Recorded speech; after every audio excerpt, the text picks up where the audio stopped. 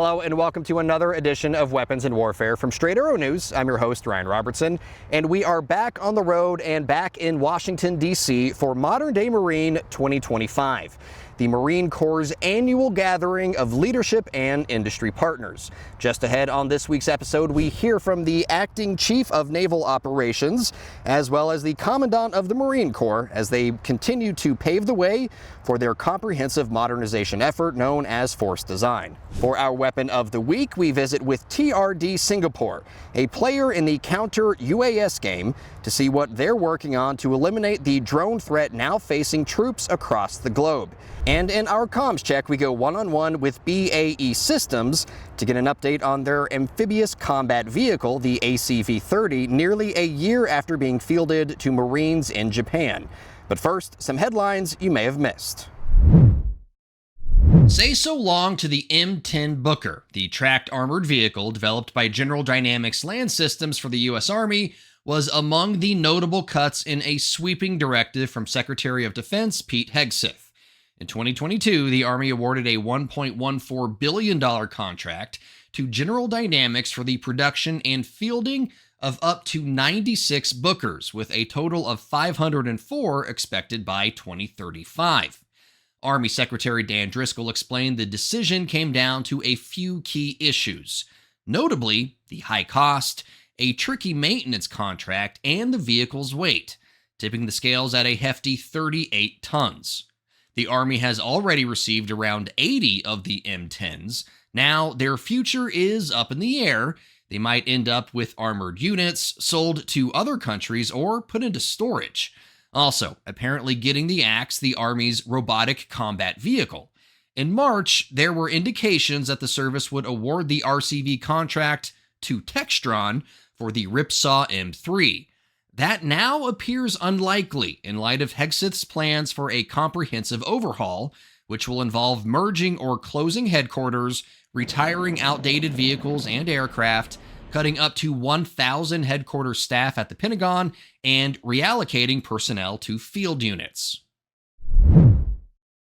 One program of record that looks safe among the changes being made is Redcat's Teal system, featuring their Black Widow drone as the Army's next-generation small unmanned aerial system. Redcat, an American drone technology firm, was selected by the Army's Short-Range Reconnaissance Program to equip platoons with portable drone capabilities to enhance situational awareness. Well, what's great about the Black Widow is that it was specifically designed for the frontline warfighter. We worked along with the Army to fold their feedback into the design of the drone. So it's very easy to use. We have a 35-minute flight time, 5-mile, 8-kilometer range, has a Qualcomm RB5 chip in it, so it's very fast processing. Teledyne FLIR Hadron 640R Plus camera system in it, both daytime, nighttime camera, 640 by 512 thermal camera, and a 64 megapixel daytime camera. We caught up with Redcat's Vice President of Marketing, Stan Nowak, at Modern Day Marine. He tells us the next phase of the project is the production contract, which will determine the number of drones for the initial delivery before moving to full-rate production in the fall. You can mark another milestone in the Air Force's mission to settle on a builder for its first collaborative combat aircraft. According to a press release, ground testing is underway for the YFQ-42A and YFQ-44A, built by General Atomics and Anduril, respectively. It's a development that has Air Force Chief of Staff General David Alvin so fired up, he took to social media to share his enthusiasm, posting, "Ground testing is officially underway for our collaborative combat aircraft program. This is a huge milestone and another step toward first flight and rapid delivery to our warfighters. These unmanned fighters are going to be badass." Early testing will focus on propulsion systems, avionics, autonomy integration, and ground control interfaces. Alvin also announcing the Department of the Air Force selected Beale Air Force Base in California as the preferred location to host a CCA aircraft readiness unit. The United States Marine Corps, like its fellow service branches, is in the midst of a big modernization initiative called Force Design. Launched in 2019, this effort is all about getting ready for future conflicts, especially in the Indo-Pacific region. The goal, to turn the Marine Corps into a lighter, more agile, and tech-savvy force that can operate effectively in challenging environments. So, nearly 6 years in, how close is the Corps to achieving its goal? To find out, we sat in on a session with General Eric Smith, the Commandant of the Marine Corps, and Admiral James Kilby, the Acting Chief of Naval Operations. Right, well, good morning. Let's try that again. Good morning. There we go. Yeah, there we go. There's a Marine. It should probably come as no surprise the 39th Commandant of the U.S. Marine Corps is all business when it comes to the future of the Marines.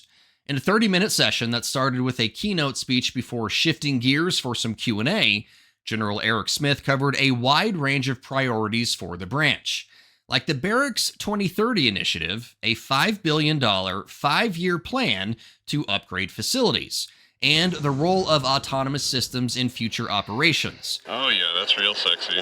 Smith emphasized the opportunities at hand for the 200,000 plus Marines serving on active duty and in the reserves. Every generation of Marines has added a new page to the playbook, and now it's our turn. Force design, stand-in forces, long-range precision fires, maritime denial, and control from the shore. These aren't experiments. They're our contribution to the next fight. And like every era before us, they're built on lessons learned by Marines in conflict. One specific priority for Smith is returning to a 3.0 ARG-MU. For the non-Marines watching, that's an amphibious ready group / Marine expeditionary unit. Smith said ARG-MUs are like Swiss Army knives, good for all sorts of things. The 3.0 is our North Star. A MU, embarked on a 3-ship amphibious ready group, is the most versatile, flexible, and lethal global response force the United States has to offer. It doesn't require access, basing, and overflight. It gives the nation's leaders options. We can park ourselves 12 miles off anybody's coast and stay there for as long as we damn well please.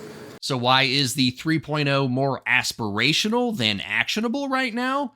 Smith says it's a lack of amphibious warships. We don't have enough that are ready. We're working with the Navy to fix that, but I need you to understand this is about more than ships. It's about deterrence and denial. It's about making sure Marines are in position when the next fight comes. Smith went on to talk about a range of issues facing his branch, from force design to recruiting and retention and everything in between. And while he acknowledged there are no sure paths or easy answers, he remains optimistic about the end result. This is going to take time. We're going to do it the right way, not the fast way, just like Marines always do. So yes, the tools are changing. The formations are changing. The fight itself is changing. But what never changes is who we are. We are Marines. We are a warfighting organization, disciplined, lethal, and ready. About 90 minutes after General Smith wrapped, the Acting Chief of Naval Operations, Admiral James Kilby, took to the stage, again covering a lot of topics but hitting on some major themes, like how the Navy is honing in on sea control, pointing out they're moving from a more relaxed environment to one that's much more contested. That means I have to have control of that sea space, all domains, from air, space, surface, subsurface, to conduct from that sanctuary for however long a time I need it, those effects I need to bring to shore. So it's not like we're getting away from power projection, but we are emphasizing sea control and buying the kit and capability in concert with the Marine Corps to achieve that level of sanctuary to conduct that power projection. With an eye clearly set on the future, Kilby laid out 7 priorities for 2027. Making sure America's maritime forces are at 80% combat surge readiness, adapting to the use of autonomous systems, enhancing maritime operations centers, improving recruitment, upgrading quality of life, building up warfighter skills, and restoring his branch's infrastructure. Kilby also touched on the challenges the Navy and Marines are facing with maintaining amphibious ships and their need to get the availability rates up. So I'll be frank with you, we owe you a 3-ship ARG. I owe you a 3-ship ARG that's ready to embark Marines and conduct a training cycle and deploy on schedule. I did not meet that requirement with the Boxer ARG or the Wasp ARG, and I'm focused on meeting that requirement to make sure we move forward. And even though he didn't exactly echo the thoughts of former Secretary of the Air Force Frank Kendall, China, China, China, he did emphasize the importance of blending Marine Corps capabilities into Navy operations, especially in the Western Pacific. We are responding to a call from our adversary, China, who said, we want to be ready in 2027. Therefore, the United States Navy, and I would argue our military, must be ready in 2027 across all our platforms to bring those effects to bear. To wrap things up, he highlighted how crucial it is for the Navy and Marine Corps to continue working together. How do we support the Marine Corps when they want to demonstrate the ability and to show the advantage of an expeditionary advanced base, that I can get up and move and reposition and bring those effects to bear? That's work I think we need to do together. Something Kilby says the Marine Corps and Navy have done for 250 years, adding they owe it to the country to continue to work side by side. Serving you clarity through context, our mission at SAN is to deliver the news straight down the middle. We're different from mainstream media because we spotlight distorted headlines and show you how to do it too. Discover stories that right and left-leaning outlets are choosing not to cover by using our Media Mist tool.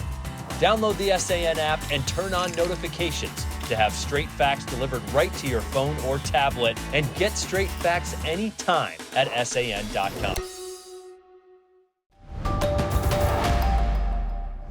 For our Weapon of the Week this week, we're going to take our inspiration from a recent event in the headlines. If you watched any coverage of the Pope's funeral, you probably saw some people walking around with some pieces of equipment that look like this. It's an anti-drone rifle. And here to talk a little bit more about this anti-drone rifle is Denise Ong with TRD Singapore. Denise, tell me about it. Sure, Ryan. So this is our Ryan H10. So 10 represents the amount of frequency bands we have. It is the most advanced drone jammer gun in the market. It's also, of course, our latest product. So how this works essentially is that it disrupts the connection between the remote control and the drone so that the drone will land, hover, or return to home, so that it doesn't disrupt any events, it doesn't cause any damage, it doesn't risk any lives to civilians. So we've actually spent a lot of effort iterating and making sure that this drone gun can cover all kinds of drones, not just DJI drones, not just commercial drones, but DIY, FPV, and even some military-grade drones. And that's why the operating on 10 different frequencies is so important, because those drones operate on different frequencies, correct? Exactly, exactly. A lot of competitors we've seen tend to focus on certain kind of aspects of drones. Sometimes some markets have just commercial drones, but for us, we know that because our gun has been in a lot of different countries, we know that there are a lot of different kinds of drones that people deal with. So we want to make sure that our gun can be applied to any situation, be it any civilian kind of disruptions or even war-based situations. So if I'm deployed with this thing, I mean, am I going to be exhausted at the end of the day? I mean, how much does this thing weigh? So this weighs about 7 kilograms, and I think it's not that heavy, but it is pretty sturdy. Some Marines have actually carried it with one hand. That's really impressive. So if you see here, how this works is it looks exactly like this. You see a drone, you shoot it, take it down, good to go. You can carry it if you want. So just like a normal rifle, essentially. Exactly. Not exactly the Rambo look, but you know, in 2025, maybe Rambo would be carrying something like this. You said you're in 20 different countries, 25 different countries? Yeah, so we're in over 35 different 35, countries. okay. Yeah, so all over the world, be it Middle East, Southeast Asia, where we're from. We've also sold these guns to the Canadian DoD. The troops in Latvia are having our guns right now as we speak. All right. What's next I know you said you update this thing every 6 months or so. I mean, what's next for the Orion? So when it comes to counter drones and drones, we have to keep a close eye on how drones are being developed. We can't develop any systems just in a vacuum and not thinking about it or just thinking about, the most sophisticated, sexy looking thing. We want to make sure we have really close boots on the ground just to make sure that as drones develop, we do as well in tandem with what they're doing. So as drones have certain developments such as anti-jamming modules and stuff like that, we want to make sure that we can do other kinds of soft kills. So that is actually not only just RF-based jamming, but spoofing as well, GPS spoofing. So I can't really say what our next product will be, although I know which direction it's going in, but I will say that we're definitely developing it to make sure that it's not just one kind of method that we're relying on, and we're having a layered defense for any kind of situation. All right. Well, Denise, when you are ready to share those secrets, please reach back out to us. In the meantime, thank you so much for joining us today. Thank you for having me. So about a year ago, the United States Marine Corps took the amphibious combat vehicle from BAE Systems and used it in forward deployed operations for the first time. So for our comms check this week, we thought, hey, let's check in with BAE Systems and find out what they learned about the Marine Corps' first deployment of their vehicle. So joining me now is Phil Hahn with BAE. Phil, thank you so much. Pleasure, Ryan. So last year, went out for the first time forward deployed operations. It's an amazing vehicle. What did you guys learn? Yeah, we're really proud of this deployment that the Marine Corps was able to complete. One of the prouder achievements is we were able to get all 12 vehicles that were deployed to swim back to shore and return back to base, right? Huge monumental milestone for us and the program and ACV in general. A couple of the things that they were able to learn was being able to maintain, operate, and use the ACVs in a very limited resource available environment, and to better understand the vehicle, how to operate it, how to forward deploy it, and use it to its maximum capabilities that we designed it for.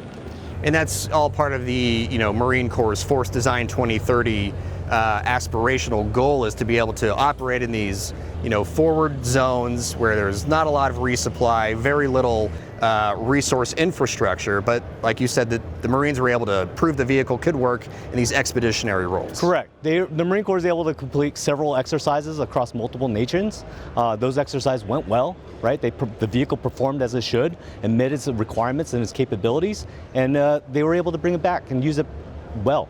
Lessons learned, feedback, any surprises from the Corps that you were able to get out of it? Yeah, so one of the big lessons we learned is the Marines were able to get a better sense of the vehicle and its operational states.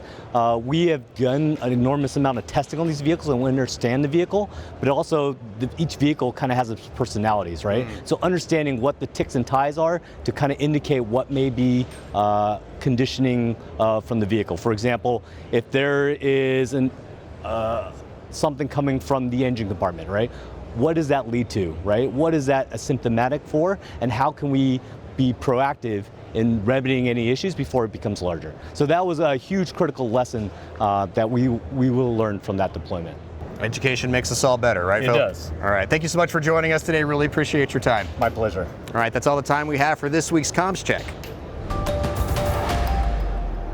All opinions expressed in this segment are solely the opinions of the contributors. All right, folks, that's going to do it for us this week on Weapons and Warfare. Of course, we got way more stories from modern-day Marine than we can fit into just one episode. So be sure to keep watching in the days, weeks, and months ahead as we roll those stories out. Plus, next week, we're going to Soft Week down in Tampa, about 900 miles south of here. And honestly, guys, if you like stories like this, keep it tuned because we have you covered. And to make sure you don't miss anything, be sure to download the Straight Arrow News app today and like and subscribe to all of our social media channels. So for my wrap this week, I'm going to spend some time talking about the importance of finding focus. I'm a journalist. I write a lot of scripts. Another way of saying that is I tell a lot of stories. And one of the things I learned very early in my career is good stories have a tight focus. They don't waste time on unimportant details that don't help you win the mission. And while obviously not the exact same, I noticed that same sort of attitude on display at this year's Modern Day Marine event. These men and women are laser focused on the task at hand, becoming better Marines.